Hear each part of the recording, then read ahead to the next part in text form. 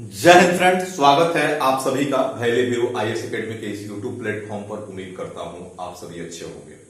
दोस्तों, आज द हिंदू में एक बहुत ही इंपॉर्टेंट आर्टिकल छपा था और उसमें चाइना और अमेरिका संबंधी कुछ बातें लिखी गई थी और उसका अगर उसका जो कंक्लूजन समझा जाए, उसमें यह बताने का प्रयास किया गया था कि आखिर रियल में चाइना और अमेरिका के पास सर्वशक्ति बनने संबंधी किस प्रकार के चैलेंजेस इन दोनों देशों के पास है।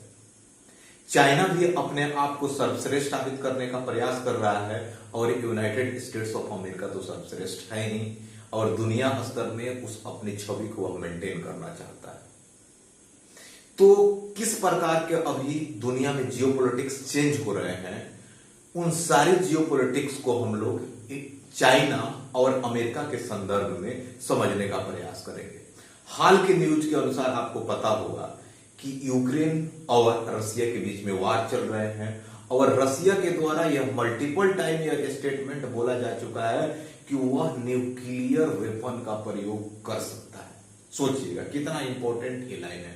दूसरी ये चीज है कि अभी के समय में जो अलास्का वाला क्षेत्र है, उस अलास्का वाले क्षेत्र में चाइना और रसिया के द्वारा कुछ नाविक बेड़ा लगभग वहां पर खड़े कर दिए गए हैं, जो यूनाइटेड स्टेट्स ऑफ अमेरिका के लिए एक प्रकार का सरदर्द माना जा रहा है।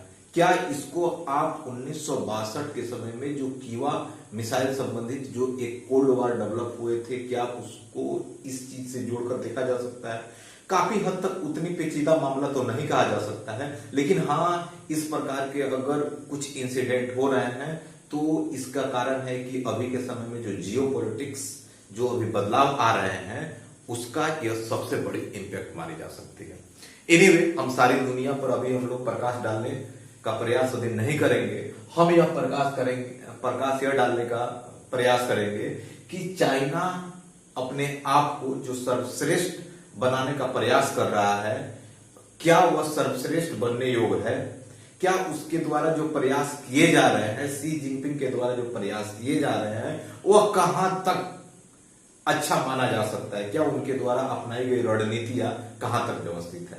इस वीडियो के माध्यम से आपको इन सारे सवालों के जवाब स्पष्ट हो जाएंगे। तो वीडियो को एंड तक जरूर देखिए और अपने कॉन्सेप्ट को जरूर क्लियर करने का प्रयास कीजिए। यह टॉपिक आपके यूनियन पब्लिक सर्विस कमीशन यानी यूपीएससी के syllabus GS paper 2 international relation से संबंधित है, यानी आपके प्री और मेंस दोनों टॉपिक के लिए यह महत्वपूर्ण टॉपिक माना जा सकता है। और खासकर जो द हिंदू में एडिटोरियल वगैरह आर्टिकल वगैरह छपते हैं, तो इनकी तो पूछना ही नहीं है, ये तो ऑलवेज इंपॉर्टेंट होते हैं।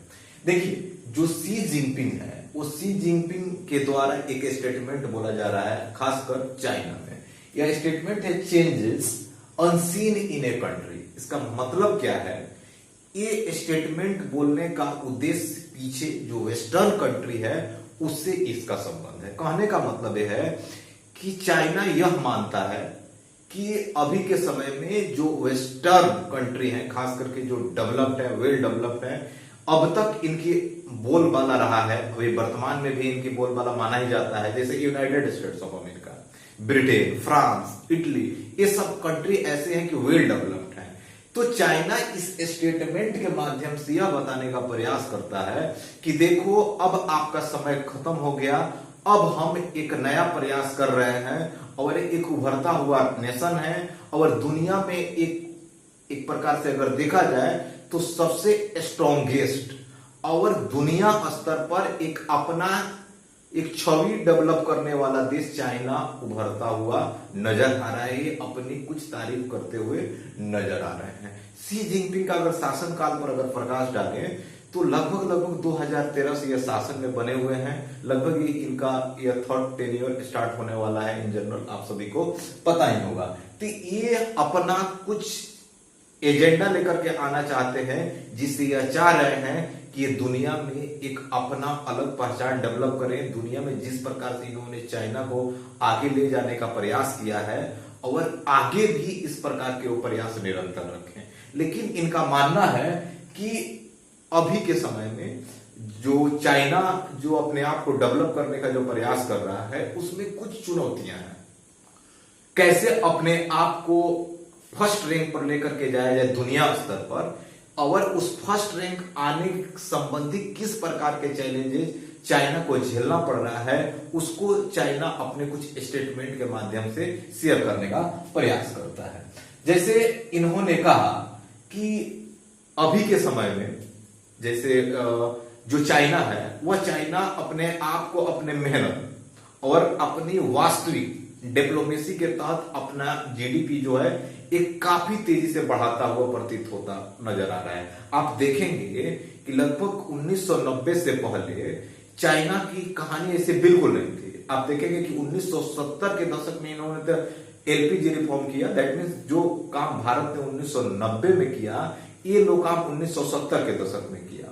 डेफिनेटली इसका उनको फायदा मिला, और यही कहानी है कि लगभग इनकी जो टोटल जो अभी जीडीपी है लगभग 90-20 ट्रिलियन डॉलर के आसपास है ऑलमोस्ट, जबकि यूएसए को लगभग 25-26 के अराउंड होगी, और भारत की अगर बात करें तो 3.789 के आसपास होगी। यानी अगर हम बात करें तो 3 और 4 टाइम्स हमसे ज्यादा है चाइना, जबकि हम और चाइना यानी इंडिया और चाइना साथ में ही आजाद हुए थे। लेकिन आखिर क्या कारण हुआ कि इन लोगों ने इतना डेवलप सडनली कर लिया? तो इन सारी चीजों का तो पड़ताल एक वीडियो में करना मुश्किल है, लेकिन मैं प्रयास करूंगा कि सागर में गागर भरूं और सारे कंसेप्ट जो हैं आपको क्लियर करने का प्रयास करूं। चाइना यह मानता है कि जो यूनाइटेड स्टेट्स ऑफ अमेरिका था वह अपने आप को श्रेष्ठ साबित करने का आधार उसका कहीं ना कहीं युद्ध है, वार है। कैसे? चाइना यह मानता है कि आप देखेंगे कि फर्स्ट वर्ल्ड वार हो चाहे सेकंड वर्ल्ड वार हो, दोनों वर्ल्ड वार में इसने भर भर के अपना वेपन सेल किया। मतलब एक कंट्री के अगेंस्ट में खड़ा होकर के दूसरे कंट्री को लड़ा करके अपना वेपन खूब भर भर के सेला और मतलब सेल किया, और आने वाले समय में एक उभरती हुई अर्थव्यवस्था के रूप में दुनिया के सामने खड़ा हुआ। और खास करके जब 1950 के बाद की अगर बात करें तो खास करके कोरिया वार आप ले सकते हैं, वियतनाम वार हो सकता है, इराक वार हो सकता है। ये सारे कुछ वार हैं जिस युद्ध में अमेरिका ने कुछ बेहतरीन काम करने का प्रयास किया, और उसमें दुनिया को एक मैसेज दिया कि हम रियल में ताकतवर हैं। तो चाइना यहां कहता है कि देखिए, आपने जिस रास्ते से अपने आप को सर्वश्रेष्ठ बनाया और आपको सर्वश्रेष्ठ बनने में इतना समय लग गया, हम उतना समय लेने वाले नहीं हैं। आप यकीन माने कि लगभग यूनाइटेड स्टेट्स ऑफ अमेरिका लगभग 1789 के बाद लगभग आप अभी के समय में 25-26 ट्रिलियन डॉलर का इकोनॉमी है, तो लगभग टाइम देख लीजिए अभी अप टू 2030 तक। लेकिन वहीं आप देखेंगे कि लगभग वहीं 1948-49 में जो चाइना आजाद होता है, आजाद होने के बाद अभी के समय में 18-19 ट्रिलियन डॉलर के आसपास इकोनॉमी बढ़ा करके वो रखा है। कितनी बड़ी बात है। तो यहां पर जो सी जिनपिंग का जो स्टेटमेंट है वो कहना चाहते हैं कि हम लोग पश्चिमी कंट्री के कंपेयर में हम जो सर्वश्रेष्ठ कंट्री बनेंगे उसका हमारा आधार बिल्कुल डिफरेंट होगा। हमारा आधार ये होगा कि हम ये चाहेंगे कि तकनीक स्तर पर हम कुछ ऐसा टेक्नोलॉजी डेवलप करें। आपको पता ही है कि जिसकी निर्भरता दूसरे देश पर, हमारी निर्भरता दूसरे देश पर, दूसरे की निर्भरता हमारे देश पर, एक इस प्रकार का डिप्लोमेसी हम डेवलप करें with the help of technology कि जो इससे हमारी सर्वश्रेष्ठता प्रूव हो। इस प्रकार का टेक्नोलॉजी लाए कि दुनिया समझ ले कि हाँ, ये कंट्री सही में कुछ डेवलप करने का प्रयास कर रहा है। कुछ बायोलॉजिकल एक्सेप्ट जो चीजें हैं उस चीज को डेवलप किया जाए, बायोलॉजिकल टेक्नोलॉजी को लेकर के आया जाए, उसका आधार सिर्फ और सिर्फ चाइना हो। एरोनॉटिक्स क्षेत्र में कुछ ऐसा डेवलपमेंट किया जाए को दुनिया में अब तक किसी ने नहीं किया है। समझ रहे हैं मैं क्या कह रहा हूं? आर्मी के क्षेत्र में कुछ ऐसा अमूलचूल परिवर्तन किया जाए, एयरफोर्स के क्षेत्र में कुछ ऐसा अमूलचूल परिवर्तन किया जाए, कुछ ऐसे तकनीक इसमें लाया जाए, कुछ इस प्रकार से गन का निर्माण किया जाए जो शायद दुनिया के अलग अलग देशों में भी काफी हद तक वो चीजें ना पाई जाए। तो लगभग इनका जो कहने का नजरिया है, ये चाह रहे हैं कि हम भी दुनिया स्तर पर एक सर्वश्रेष्ठ देश बनना चाहते हैं, लेकिन जिस प्रकार से गलत रणनीति बना करके यूनाइटेड स्टेट्स ऑफ अमेरिका ने अपने आप को सर्वश्रेष्ठ बनाया, उस प्रकार से हम सर्वश्रेष्ठ बनाना नहीं पसंद करते। तो आप भी समझ रहे होंगे कि इनकी क्या कहानी है, अब तक क्या कर रहे हैं। थोड़ी सी प्रकाश डालेंगे इनकी पास्ट पे आने वाले कुछ मिनटों में। अब ये कहते हैं शी जिनपिंग कि लगभग ये चीजें तो हम सर्वश्रेष्ठ बनाएंगे, ये हमारा गोल है, इस चीज को हम सेट किए हैं और इसको अचीव करने का प्रयास भी कर रहे हैं। लेकिन क्या इस चीज को अचीव करने में कुछ प्रकार के चैलेंजेस डेवलप हैं क्या? तो सबसे बड़ी जो चैलेंजेस है वह चैलेंजेस है यूनाइटेड स्टेट्स ऑफ अमेरिका और चाइना के बीच का रिलेशन। कैसे? मैं थोड़ा सा पीछे जाऊंगा कि 1980-90 के बाद और 2010 तक का चाइना और यूनाइटेड स्टेट्स ऑफ अमेरिका के रिश्ते कैसे थे, और फिर जो 2010 के बाद का चाइना और अमेरिका के रिश्ते किस प्रकार थे। इन दोनों कंडीशन को जब हम समझेंगे तो हमें स्पष्ट हो जाएगा कि चाइना के पास किस प्रकार के चैलेंजेस हैं, क्या चाइना जो कर रहा है उसका किया हुआ कार्य कितना व्यवस्थित माना जा सकता है। तो चलिए हम पहले इसको देखते हैं कि लगभग 1980-90 के दशक में क्या कहानी हुआ। 1900 लगभग अगर मैं कहूं कि 1980-90 के दशक से लेकर के लगभग 2010 तक काफी हद तक आप ये कह सकते हैं कि चाइना और अमेरिका के रिश्ते अगर अच्छे नहीं थे तो खराब भी नहीं कहा जा सकता। निक्सन के समय से लेकर के, चाहे वह निक्सन हो, चाहे वो जॉर्ज डब्ल्यू बुश सीनियर हो या जूनियर हो, चाहे उसके बाद बराक ओबामा का कुछ टेनियर, पूरा नहीं कुछ टेनियर, लगभग देखा जाए तो चाइना और अमेरिका के रिश्ते बुरे नहीं माने जा सकते हैं। इसका एक ज्वलंत उदाहरण माना जा सकता है, आप देखेंगे कि जब लगभग 1970-71 में जो बांग्लादेश अलग हुआ पाकिस्तान से, उस समय लगभग जो यूनाइटेड स्टेट्स ऑफ अमेरिका और चाइना के बीच में अच्छी गठजोड़ बन चुकी थी, और चाइना, अमेरिका और पाकिस्तान एक ट्रायंगल बना करके भारत को टारगेट कर रहे थे। और इस कंडीशन में इंदिरा गांधी को न चाहते हुए भी एक ट्रीटी करनी पड़ी यूएसएसआर के साथ, जो कहीं ना कहीं वो गुट निरपेक्षता का जो कंसेप्ट लेकर के आया गया था उस पर एक प्रकार का चोट थी। खैर उस पर हम लोग नहीं जाएंगे, आप लोगों में से बहुत सारे लोग इस चीज को समझते होंगे। उसके बाद आप देखेंगे कि लगभग क्यों ऐसा हो रहा था, क्योंकि चाइना उस समय डेवलप्ड ही नहीं था, और चाइना डेवलप होना शुरू होता है 2005-6 के बाद, काफी तेजी में उभार आता है इकोनॉमी। क्या प्रोसेस है उसको भी मैं यहां पर आप लोगों के समक्ष कुछ चीजें शेयर करने का प्रयास करूंगा। तो लगभग आप देखेंगे कि लगभग जब इसने 1970-80 के समय में जब इन्होंने एलपीजी रिफॉर्म किया, और एलपीजी रिफॉर्म करने के बाद जब इन्होंने इकोनॉमी को अच्छा करने का प्रयास किया, तो सबसे पहले इन्होंने जब मार्केट ओपन किया ग्लोबलाइजेशन के तहत, तो सबसे पहले इन्होंने पूरी मार्केट में इन्होंने बोला कि कोई भी प्रोडक्ट, अपने जितने भी टेक्निकल सेक्टर थे उन्होंने बोला कि क्वालिटी छोड़ो, इसमें इतना भर भर के काम करो, क्वालिटी छोड़ो, बस बनाओ चीजें, सरकार का काम होगा इसको सेल करना। तो लगभग आप 2000 के बाद की कंडीशन जब आप देखेंगे तो इतने टेक्निकल चीजें बने, आप देखेंगे छोटे छोटे मोबाइल, छोटे छोटे रेडियो, छोटे छोटे मोबाइल जो बनता था, लगभग जो आवाज ज्यादा होता था, जो क्वालिटी होता ही नहीं था। और इस क्षेत्र में इतना ज्यादा उन्होंने सेल किया कि इनकी इकोनॉमिक ग्रोथ 1990 से लेकर के 2010 के आसपास लगभग 10, 12, 14, 15% इस प्रकार से हाइक हो रहा था, और लगभग बहुत बेहतर किया।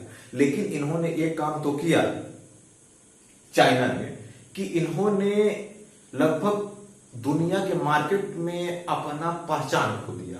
पैसा तो इन्होंने कमाया, लेकिन सारे लोग ये समझ गए कि ये चीजें चाइनीज प्रोडक्ट है, और 2010 के बाद इन्होंने उलट दिया काम, बोला कि अब हम नंबर ऑफ प्रोडक्शन को कम करके क्वालिटी पर काम करेंगे, क्योंकि इनके पास पैसे आ गए थे। और फिर पैसे खर्च करके अपने ही लोगों को स्किलफुल किया जाने लगा। कहने का मतलब है कि इनकी जो कहा जाए एक तरीके से कि इनकी जो एक बड़ी आबादी थी, वो पूरी आबादी को देख करके दुनिया के बड़े बड़े देश, अमेरिका हो गए, जापान हो गया, इटली हो गया, जर्मनी हो गया, फ्रांस हो गया, वहां से बड़ी बड़ी कंपनियां यहां पर इंस्टॉल हुई। और उसी में चाइना ने अपने ही लोगों को पूरी तरीका से ट्रेन किया, हाई स्किल्ड कर दिया। और जब लोग स्किल्ड हो गए तो इन सारे कंपनियों को छुट्टी कर दिया। और उसके बाद इन्होंने क्या किया कि इस स्किल पर काम करना शुरू कर दिया, क्वालिटी पर काम करना शुरू कर दिया। और लगभग आप देखेंगे कि 2014-15 के बाद चाइना के जो प्रोडक्ट जो आने लगे उनमें क्वालिटी भी विद्यमान था। जरा याद कीजिए कि 2004 का वो मोबाइल और आज के 2023 का वीवो मोबाइल या ओप्पो फोन कितना डिफरेंस है। तो इस तरीका से उन्होंने भर भर की इकोनॉमी डेवलप किया। और डेवलप करने के साथ साथ लगभग जब तक ये डेवलप नहीं हुए थे अमेरिका के रिश्ते अच्छे थे। लेकिन 2010 के बाद जैसे इनकी इकोनॉमी बूम किया, अमेरिका को लग गया कि ये नया कॉम्पिटिटर है। सोचिए जरा आप, लगभग 200-250 साल के बाद अपनी इकोनॉमी को जहां तक ले करके गए हैं, महज 30-40 सालों में एक देश उतना ही उसके करीब पहुंच जाता है, कितनी बड़ी बात हो सकती है। और इस चीज को ध्यान में रख करके लगभग वहां से कंपटीशन डेवलप होता शुरू हो जाता है। लगभग 2013-14 के आसपास अमेरिका में सरकार होती है आपके बराक ओबामा का, और बराक ओबामा वहां पर एक कंसेप्ट लेकर के आते हैं, ट्रांस पैसिफिक पार्टनरशिप, टीपीपी। यानी कहने का मतलब है कि चाइना ने इतना डिपेंडेंसी बढ़ा दिया इन यूरोपियन देशों और अमेरिकन देशों पर कि इनको इनके ट्रेड किया बिना इनका काम ही नहीं चल रहा था। तो इन्होंने कहा कि जो पैसिफिक ओशियन है उससे संबंधित जितने भी छोटे छोटे कंट्री है, सारे लोग मिलकर एक पार्टनरशिप बनाया जाए और ये सारे लोग इस पर क्या करेंगे, ट्रेड करेंगे।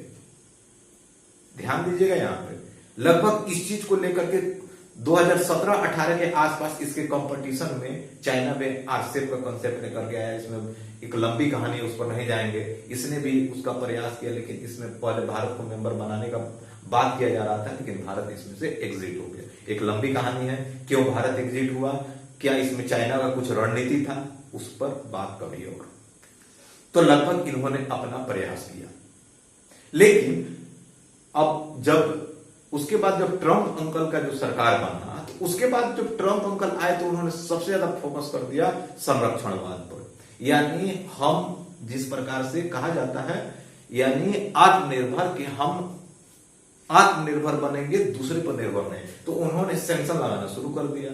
यूनाइटेड स्टेट्स ऑफ अमेरिका ने चाइना पर समस्या उत्पन्न हो रहा था और अपने आप को एक ट्रांस पैसिफिक पार्टनरशिप से रिमूव कर लिया।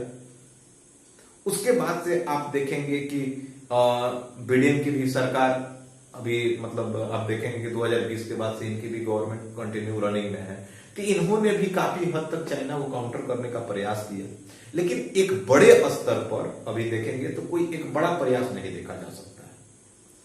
तो एनीवे, तो लगभग आप ये चीज समझ पाए होंगे कि अभी के समय में आप देखेंगे कि चाइना के द्वारा, चाहे वो आप एससीओ को बढ़ावा देना, नए मेंबर ईरान के इसमें जगह देना, जीडीआई जैसे ऑर्गेनाइजेशन डेवलप करना और यूनाइटेड स्टेट्स ऑफ अमेरिका को आकुश जैसा ऑर्गेनाइजेशन बनाना, क्वाड का कंसेप्ट लाना, न्यू क्वाड का कंसेप्ट लाना, ये सारा चीजें कहीं ना कहीं एक दूसरे के ऊपर एक कंपटीशन के पॉइंट ऑफ व्यू से लाने का प्रयास है। उम्मीद करते हैं अब ये सारा चीजें जो है ये चाइना को आगे बढ़ने से रोकता है, ऐसा चाइना के लोग मानते हैं। अब अभी के समय में आप देखेंगे कि ये तो एक्सटर्नल इशू इनके हो गए। अब कुछ चाइना के कुछ इंटरनल इश्यूज हैं जिसको आप नजरअंदाज नहीं कर सकते हैं। जैसे मैं कहूं कि इकोनॉमिकल ग्रोथ रेट जो पहले के समय में इतना ज्यादा था, आप देखेंगे 1990 से लेकर के 2010 के आसपास लगभग 10%, 12%, 14% लोगों की एम्प्लॉयमेंट रेट हाई था, पर कैपिटल इनकम बेहतरीन था। लेकिन वो जब चीजें घट करके अभी के समय में 3-4% आ गई है, तो कहीं ना कहीं उसका असर एम्प्लॉयमेंट पर होगा। नंबर ऑफ प्रोडक्ट जो कितना सेल हो रहे हैं, यानी एक्सपोर्ट आपका अच्छा हो नहीं रहा है। अब ये सारा चीजें भी एक प्रकार का बहुत बड़ा वेरिएशन है। दूसरा चीज है कि अभी के समय में चाहे वो भारत हो, चाहे अमेरिका हो, चाहे अदर यूरोपियन कंट्री है, जैसे जापान हो गया, ब्रिटेन हो गया, चाहे आप ऑस्ट्रेलिया को ही ले लीजिए, लगभग सारे देश यानी मोस्ट ऑफ दिस कंट्री को आप कह सकते हैं कि इन कंट्रियों ने लगभग चाइना के प्रोडक्ट पर सैंक्शन लगा रखे हैं। जब सैंक्शन आप लगाएंगे तो प्रोडक्ट का सेल होगा नहीं, जब प्रोडक्ट का सेल नहीं होगा तो ऑब्वियसली बात है कि आपका एक्सपोर्ट जो होगा वह डाउन होगा। तो एक प्रकार का सरदर्द है जब आपसे, लेकिन फिर भी चाइना का एक बहुत बड़ी एक पहल है वो भी हुआ, वन बेल्ट वन रोड, इस पर वो काम कर रहा है। लेकिन मुद्दा ये है कि जब तक ये संरक्षणवाद रहेगा, यानी कोई भी कंट्री जब तक ये डिस्कस करेगा कि वह सिर्फ और सिर्फ अपना ही कंट्री के प्रोडक्ट को वह खरीदने का प्रयास करे और अपना ही कंट्री के प्रोडक्ट को वह यूज करने का प्रयास करे, तब तक दूसरे कंट्री का उस देश में इन्वॉल्व होना काफी मुश्किल माना जाता है। एनीवे, आप इस चीज को समझ पा रहे होंगे। उसके बाद है कि डेमोग्राफी। अभी के समय में अगर देखा जाए तो एक समय पहले ऐसा बोला जाता था कि युवाओं का देश है चाइना, लेकिन अब उसकी एक आबादी अब बूढ़ी होती हुई नजर आ रही है। जनसंख्या जो है, उनका पॉपुलेशन जो है वह क्या कम होता जा रहा है, सिकुड़ रहा है चीजें। तो ये भी एक प्रकार का वहां के लिए समस्या है। और दूसरा है कॉमन प्रोस्पेरिटी। ये थोड़ा सा इंपॉर्टेंट वर्ड्स है, इसको थोड़ा सा ध्यान से समझिएगा, आने वाले समय में बहुत इंपॉर्टेंट मुद्दा हो सकता है कॉमन प्रोस्पेरिटी। और हम ये बात कर रहे हैं चाइना के इंटरनल इशू को लेकर के। जब चाइना अपना ग्रोथ हाई रेट से कर रहा था, तो उस हाई रेट करते समय कुछ खास प्राइवेट सेक्टर जो अपने आप को इतना ज्यादा ग्रोथ किए, इतने ज्यादा पैसे वाले हो गए कि सिर्फ और सिर्फ पैसा का जो मूवमेंट सिर्फ उन्हीं के पास चला गया। और एक कुछ ऐसे वर्ग रह गए जिनका वेल डेवलपमेंट नहीं हुआ। यकीन मानिए कि लास्ट 20-30 सालों में चाइना ने बहुत बेहतर काम किया है, इसमें कोई शक की बात नहीं है। लगभग 70 से 80 करोड़ लोग को वह गरीबी रेखा से बाहर निकाल दिया। बहुत बड़ी बात है किसी भी देश के लिए।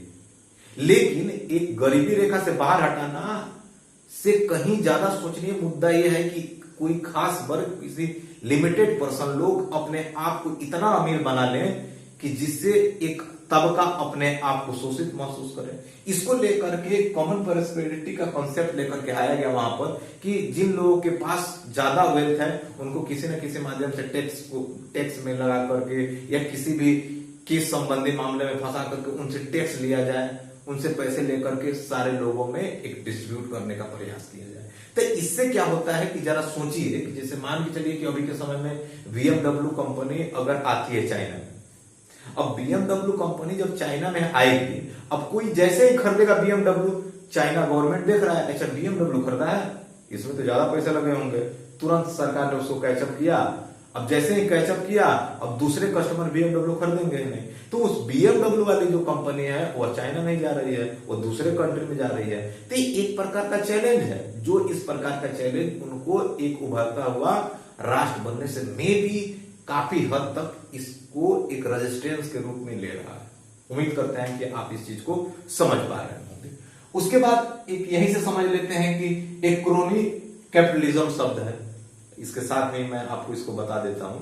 अब क्रोनी कैपिटलिज्म ये है कि अगर कोई ऐसा देश मान लीजिए वहां पर कुछ खासकर कुछ अमीर वर्ग के लोगों को सरकार के द्वारा एकदम पूर्ण छूट दिया जाता है कि आप एकदम से अपने बिजनेस को रन करो, और उसमें आप ये ना देखो कि किसी खास वर्ग का शोषण हो रहा है या नहीं हो रहा है, बस आप तेजी से अपने बिजनेस को रन करो। आप लोगों में से बहुत सारे लोग मेरे बातों को समझ रहे होंगे और हंस रहे होंगे कि मैं इशारा कहां कर रहा हूं। जो लोग इस बात को समझ रहे होंगे, मैं यकीन के साथ कह सकता हूं कि आप लोग को थोड़ा सा आपके फेस पर स्माइल तो जरूर आई होगी। कुछ चीजें ऐसी होती हैं ऑनलाइन की जिसकी सब चीजें खुल करके कहा नहीं जा सकता, बस समझ लीजिए कि उसको भावनाओं में व्यक्त किया जाता है और समझने वाले लोग समझ ही लेते हैं। तो लगभग इस प्रकार की, यानी कॉमन प्रोस्पेरिटी वो है जहां पर एक ऐसा पर्सन जो ज्यादा पैसे अर्न कर लिया उनसे लेकर के लोगों में डिस्ट्रीब्यूट, और एक होता है कैरी कैपिटलिज्म जो एक क्रोनिक कैपिटलिज्म जिसको बोलते हैं। इसका कंसेप्ट ये होता है कि लगभग किसी कंट्री के अंदर किसी खास वर्ग के लोगों को इतना ज्यादा छूट दिया जाता है कि वो भर भर के पैसे कमाते हैं, उनकी बिजनेस काफी तेजी से रन कर जाती है, और बाकी लोग समझ ही रहे हैं आप लोग।